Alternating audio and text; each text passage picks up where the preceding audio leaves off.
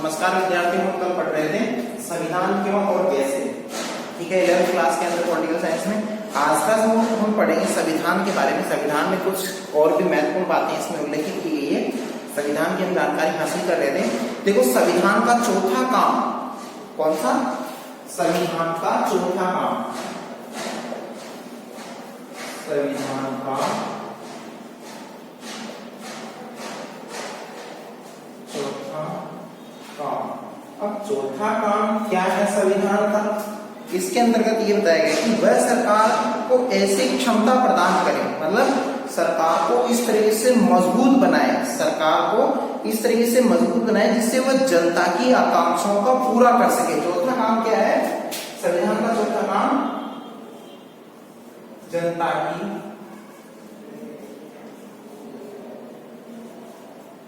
आकांक्षाओं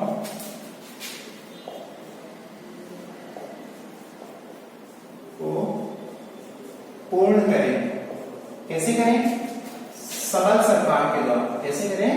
सबल मजबूत सरकार द्वारा। मतलब संविधान का जो चौथा काम बताया गया है कि जनता की आकांक्षाओं को पूर्ण करे, लेकिन पूर्ण कैसे हो सकती है? जब सबल सरकार होगी, एक मजबूत और सशक्त सरकार ही ये कार्य कर सकती है, अन्यथा अन्य सरकारें ऐसा कार्य नहीं कर सकती। ठीक है, और न्यायपूर्ण समाज की स्थापना के लिए उचित परिस्थितियों का निर्माण करें। समाज में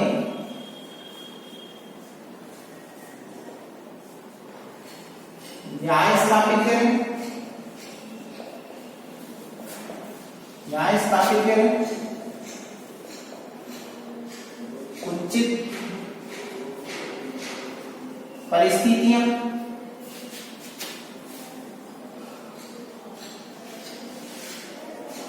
क्या करें? उचित परिस्थितियां बनाए।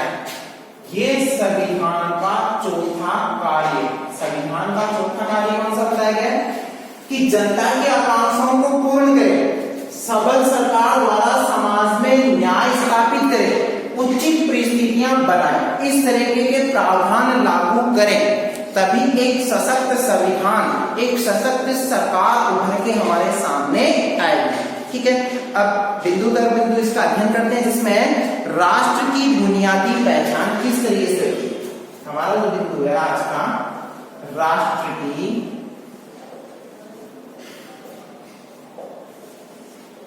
बुनियादी पहचान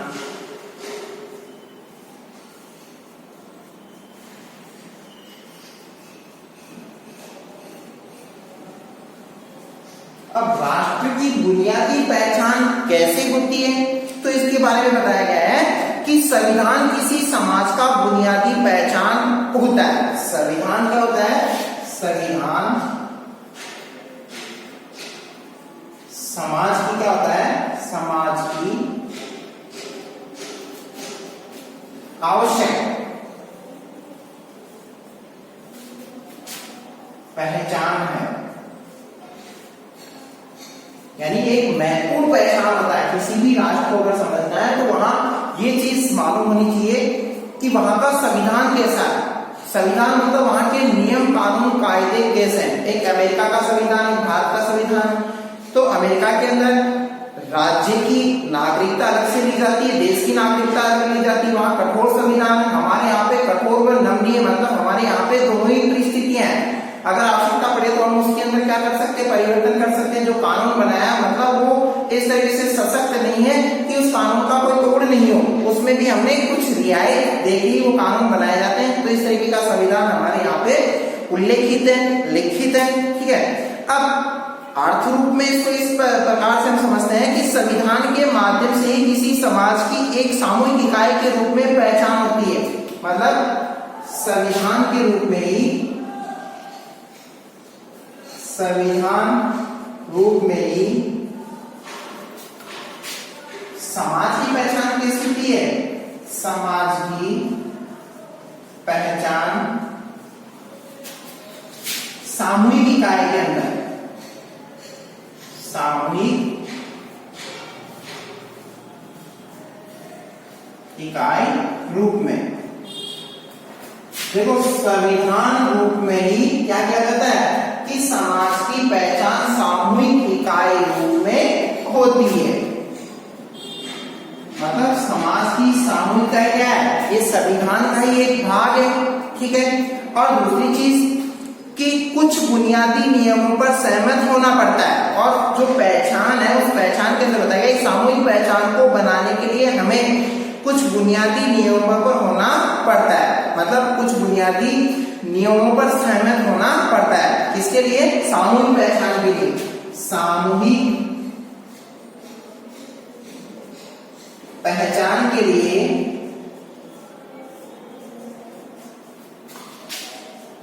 बुनियादी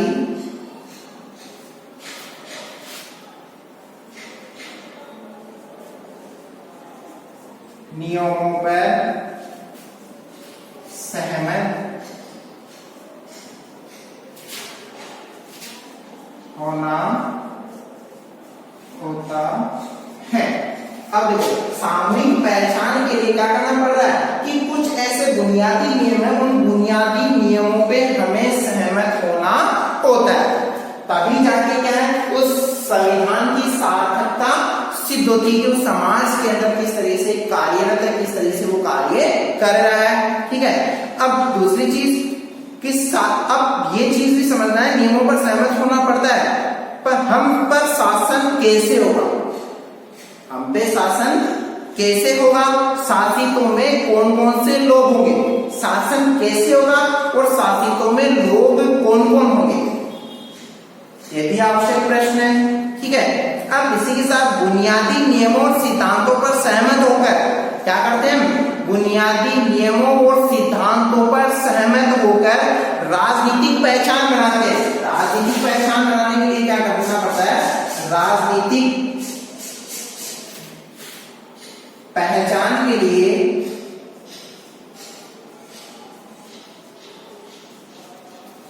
बुनियादी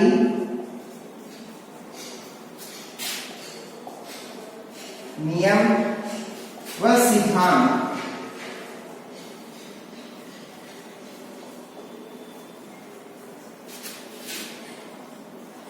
सहमत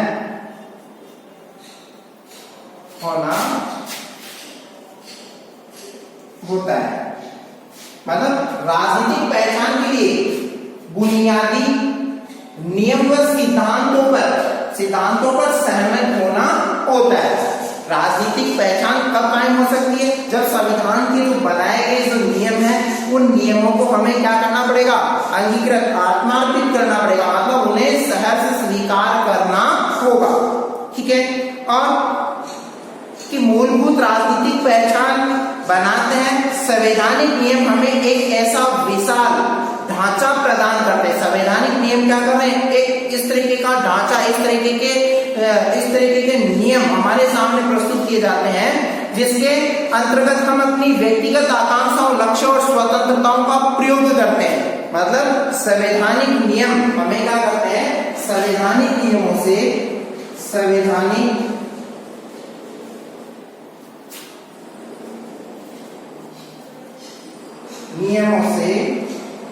क्या हो रहा है कि संवैधानिक नियमों से हम अपनी क्या करते हैं, व्यक्तिगत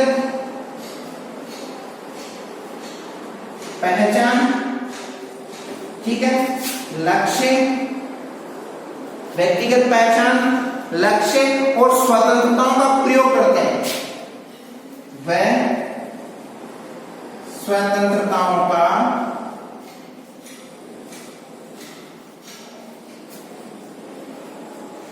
प्रयोग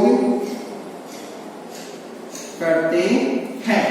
देखो संवैधानिक नियमों से हम क्या कर रहे हैं, व्यक्तिगत पहचान बना रहे हैं, अपने लक्ष्य को प्राप्त कर रहे हैं, और स्वतंत्रताओं का प्रयोग भी हम किसके दायरे में रह के कर रहे हैं, संविधान के दायरे में रहते हुए कर रहे हैं, जिससे हमारी एक अलग ही छवि प्रकट होती है, छवि बनके उभर के सामने आती है।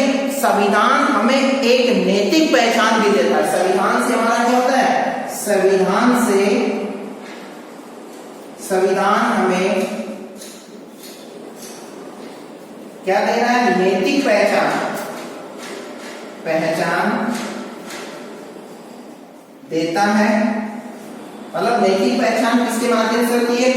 संविधान के द्वारा हमारी नैतिक पहचान होती है और उसके द्वारा बुनियादी राजनीतिक और नैतिक नियम, बुनियादी राजनीतिक व नैतिक जो नियम है वो सभी प्रकार के संविधानों में स्वीकार किए गए। बुनियादी राजनीतिक नियम ये क्या किए गए हैं? सभी संविधानों में या संविधानों में स्वीकार किए हैं। मतलब सभी संविधानों के अंदर ये बात उल्लेखित है कि बुनियादी राजनीतिक नियम सभी संविधानों में स्वीकार किए गए। सभी संविधानों के अंदर बुनियादी और राजनीतिक नियम जो है स्वीकार किए हैं। ठीक है, और तभी उसकी क्या है, उस संविधान की पहचान है कि कितना वो सशक्त और मजबूत संविधान है। उसके नियमों से ये ज्ञात हो जाता है कि वो संविधान कितना अच्छा है। अब दुनिया भर के संविधान को हम देखते हैं तो हमें यह आभास होता है कि हम दुनिया के अनेक राष्ट्रों के जो संविधान है उन संविधानों को अगर देखते हैं तो सरकारों के अलग अलग स्वरूप और विविध प्रकार उभर के सामने आते हैं। अलग अलग जगह अलग अलग प्रकार की सरकारें हैं।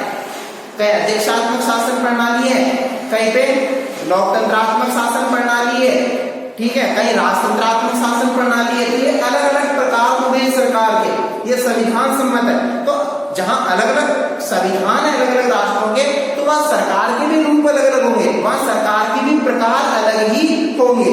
ठीक है, और अधिकतर जो संविधान है मूलभूत अधिकारों की रक्षा करते हैं। संविधान क्या करते हैं? संविधान मूलभूत अधिकारों की रक्षा करते हैं। अधिकारों की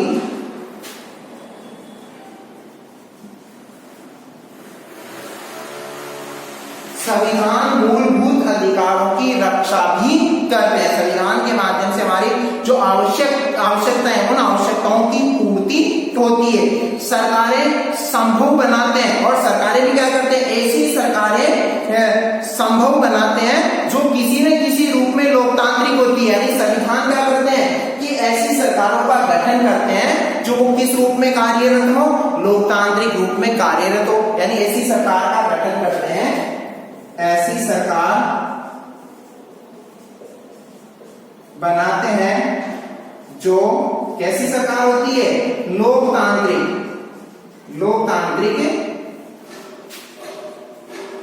सरकारें हो। तो ऐसी सरकारों का गठन भी किया जाता है। ठीक है, और जो लोकतांत्रिक होती है, कैसी सरकारें होती है? लोकतांत्रिक सरकारें। अब जर्मन का जो निर्माण हो किस आधार पे हो? जर्मन नस्ल के आधार पे। जर्मन का जो निर्माण हो किस आधार पे हुआ? जर्मन नस्ल के आधार पे। लेकिन यही बात अगर भारतीय परिप्रेक्ष्य में हो तो भारतीय संविधान जातीयता या नस्ल को, भारतीय संविधान क्या करता है कि भारतीय संविधान जातीयता व नस्ल को नागरिकता के आधार के रूप में मान्यता नहीं देता है। मतलब हमारे यहाँ ना तो जातीय पहचान है ना नस्ल की पहचान है। हमारे इन दोनों ही रूपों के आधार पे क्या नहीं मिलती है? नागरिकता हासिल नहीं होती है। नागरिकता के लिए मानव होना आवश्यक है, न कि जातीय आधार पर उसकी पहचान हो, न कि नस्ल के आधार पर उसकी पहचान हो। ठीक है, तो हमारे यहाँ जो नागरिकता इस आधार पे नहीं दी जाती है और देश की राष्ट्रीय पहचान बनाता। और यही महत्वपूर्ण कारण है, इसी महत्वपूर्ण कारण की वजह से हमारी एक अलग ही पहचान है। मतलब हमारे राष्ट्र की एक अलग ही पहचान भी व्यक्त करता है भारतीय संविधान, जिसमें जातीयता को कोई स्थान नहीं दिया गया है। अब संविधान की सत्ता, नेक्स्ट जो बिंदु हमारा संविधान की सत्ता, ये महत्वपूर्ण बिंदु आपको अपने नोटबुक में उतारने हैं। अब तो संविधान की सत्ता के लिए कुछ महत्वपूर्ण प्रश्न उभर के सामने आते हैं, जिसमें पहला प्रश्न है संविधान क्या है? मतलब इसमें क्या बताया गया? संविधान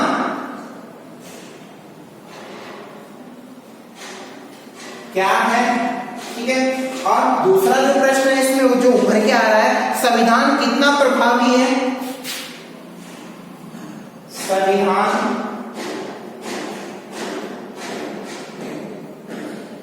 कितना प्रभावी है। और तीसरा और अंतिम प्रश्न जो ऊपर के सामने आ रहा है वो है संविधान न्यायपूर्ण है। क्या संविधान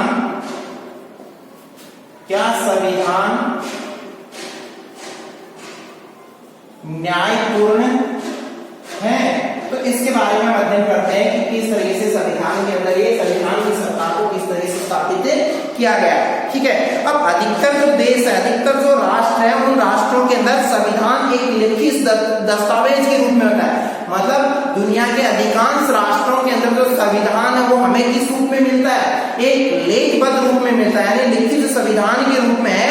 और जिसमें राज्य के बारे में कई प्रावधान होते हैं, जिसमें उस देश के बारे में कहीं नीति निर्माण की बातें क्या रहती है, उल्लेखित रहती है। मतलब संविधान में मतलब ऐसा बताया गया कि अधिकतर देशों में संविधान एक लिखित दस्तावेज के रूप में है। अधिकांश देशों में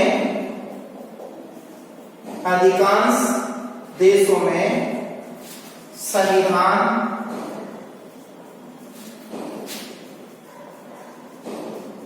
लिखित दस्तावेज है। ठीक है। अब अधिकांश जो राष्ट्र है वहां संविधान किस रूप में है, लिखित दस्तावेज के रूप में। ठीक है। अब लिखित दस्तावेज तो है, लेकिन राज्य के बारे में कई प्रावधान होते हैं, लेकिन इसमें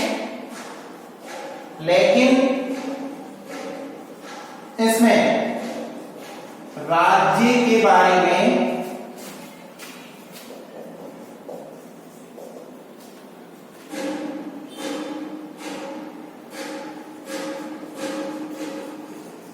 नीति निर्माण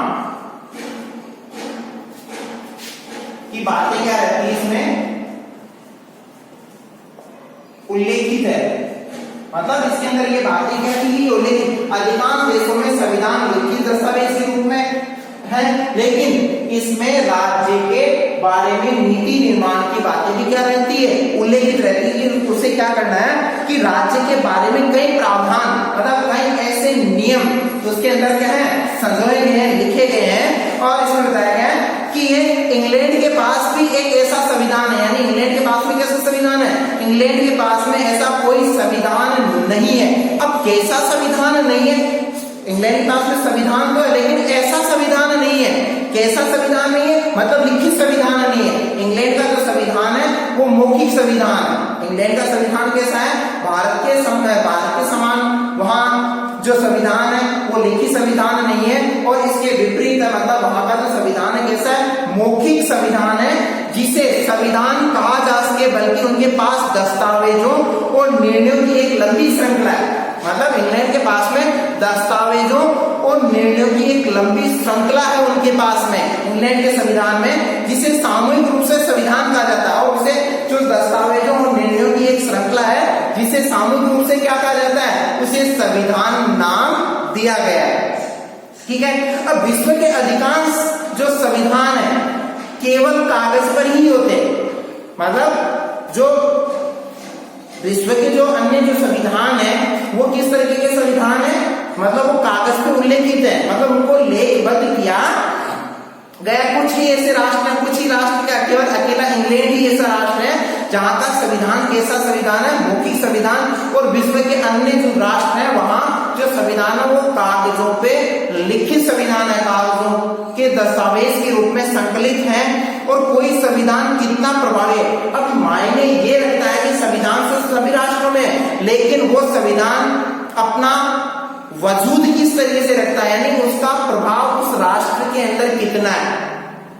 मतलब वहां जो संविधान बनाया गया किसी भी राष्ट्र में, तो उसका प्रभाव कितना है उस राष्ट्र के अंदर। और संविधान का प्रभावी होना अनेक कारणों पर निर्भर करता है। कई ऐसे कारण हैं जो उसके प्रभाव को बलवती करते हैं, मतलब उसको ताकतवर बनाते हैं। संविधान जितना अधिक सशक्त और मजबूत होगा, मतलब वहां के उस राष्ट्र का विकास भी उसी पे ही तय करता है। और वहां की जनसंख्या उस संविधान के अनुसार ही क्या करती है, वहां के नागरिक उस संविधान के अनुसार ही कार्य करते हैं। तो इस तरीके से कई इंग्लैंड ही एक ऐसा राष्ट्र है जहां की सत्ता किस रूप में कार्य करती है, दस्तावेजों के रूप में, निर्णयों के रूप में कार्य करती है, लेकिन वहां का संविधान मौखिक है। लेकिन विश्व के अन्य जो देश हैं उनका जो संविधान है वो कागजों पे दस्तावेज के रूप में क्या है, उल्लेखित है। और संविधान का प्रभावी होना आवश्यक है, और संविधान का प्रभावी होना अनेक कारणों पर भी क्या करता है, निर्भर करता है। और इन कारणों का जो हम अध्ययन है नेक्स्ट क्लास के अंदर करेंगे। धन्यवाद।